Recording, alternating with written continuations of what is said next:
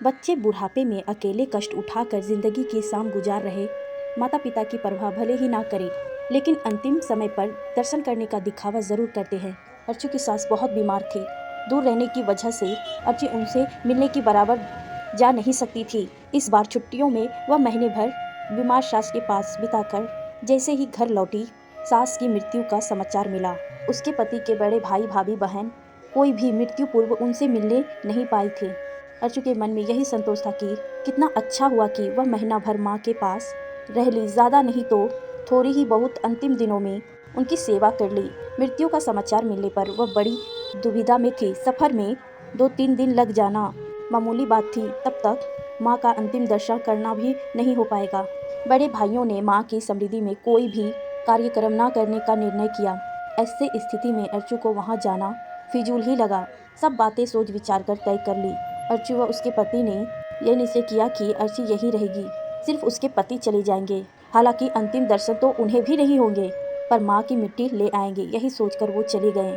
रिश्तेदारों परिजनों को पता चला कि अर्ची अपनी सास की मौत पर भी नहीं गई, उनके अंतिम दर्शन भी नहीं किए, तो सबने उसे बड़ा भला बुरा कहा, आलोचना की, उसे निष्ठुर और पाषाण हृदय कहा। अर्चू किसी को भी नहीं समझा पाई कि मृत्यु के बाद, जबकि वह उनका आखिरी बार चेहरा भी ना देख पाती, उसके वहाँ पहुँचने से पहले उनका अंतिम संस्कार हो जाना निश्चित था। वहाँ बेकार जाकर करती क्या यह अच्छा नहीं हुआ कि सास के जीते जी ही महीना भर वहाँ रहकर उनकी सेवा कर आशीर्वाद ले आई। किसी ने भी उसकी बात पर ध्यान नहीं दिया। सबके दिमाग में यही रहा कि कैसी बहू है, सास के मरने पर भी ससुराल नहीं गई।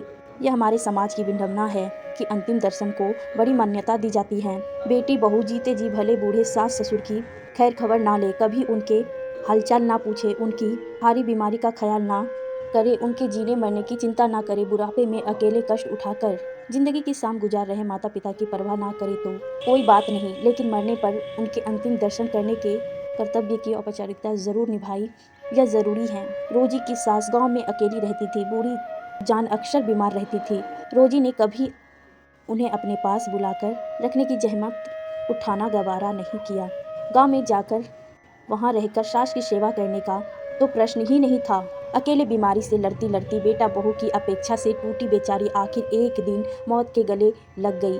गांव के अन्य रिश्तेदार परिजनों ने बेटा बहू को उनकी मौत की खबर दी। जिस दिन उनकी मौत की खबर आई, पड़ोसियों ने व अन्य लोगों को दिखाने के लिए रोजी छाती पीट कर फूट कर रोती हुई यही कहती रही, हाय अम्मा, अचानक कैसे चल बसी, कैसी अभागिन हूँ कि उनके अंतिम दर्शन भी नहीं कर पाई, आखिर बार उनके चरण नहीं छू पाई, आखिरी पल में कुछ कह सुन नहीं पाई।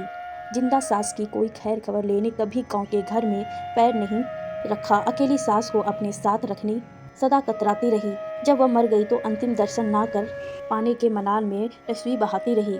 क्या यह सिर्फ दिखावा या ढकोसला नहीं है? काम धंधे की तलाश में ज्यादातर बेटा माँ बाप से दूर ही रहते हैं। माँ बाप के बुढ़ापे की लाठी बनने की बजाय उनका संबंध छीन लेते हैं। इनमें से कुछ मजबूरन घर छोड़ते हैं, कुछ अंतिम महत्वाकांक्षा के तहत। दोनों ही परिस्थितियों में बूढ़े माँ बाप को ही अकेलापन की घुटन सहनी होती है। जो माँ बाप अपने बच्चे को जिंदगी की रफ्तार के साथ उड़ान भरना सिखाते हैं, वो पंखों में मजबूरी आते ही फुर्त हो जाते हैं, पीछे घिसट घिसट कर जिंदगी गुजारते हैं। माता पिता अकेले ही बच्चों की व्यवस्था, बेरुखी और बेगानापन से टूटे जिंदगी को अलविदा कह जाते हैं। तब यही बच्चे माँ बाप के अंतिम दर्शन ना कर पाने, अंतिम समय पर ना मिल पाने अफसोस जाहिर करते दिखे जा सकते हैं। बूढ़े माँ बाप के साथ रहना या उन्हें साथ रखना आज की युवा पीढ़ी को स्वीकार नहीं है। आधुनिकता व स्टेटस मेंटेन करने में बूढ़े माँ बाप अनफिट होते हैं। उन्हें साथ रखकर गंवारूं कहलाना कोई पसंद नहीं करता। बहुत कम परिवार ऐसे होंगे जहाँ बेटा बहू माँ बाप वो सास ससुर को उचित आदर मान व सम्मान देते होंगे। अपने ही बच्चों का यह बर्ताव उनके जिंदगी जीने के उत्साह को खत्म कर देते हैं और वो असमय ही मौत का दामन थाम लेते हैं।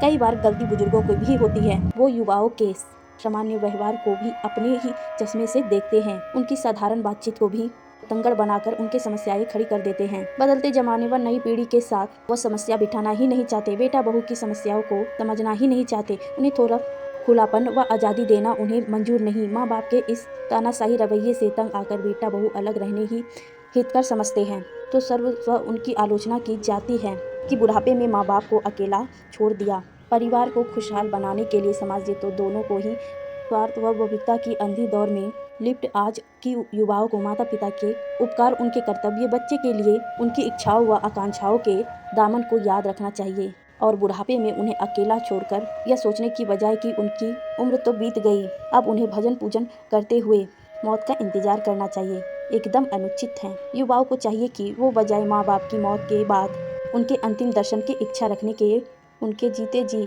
देखभाल करे, उनका सम्मान व आदर करे, वो बुढ़ापे में उन्हें उनके सुरक्षा के लिए उचित बंदोबस्त करे, समय समय पर फ़ोन के जरिए उनके हाल चाल लेते रहें।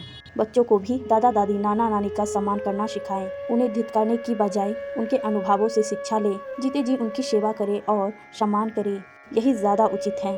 वह मन को शांति भी प्रदान करता है।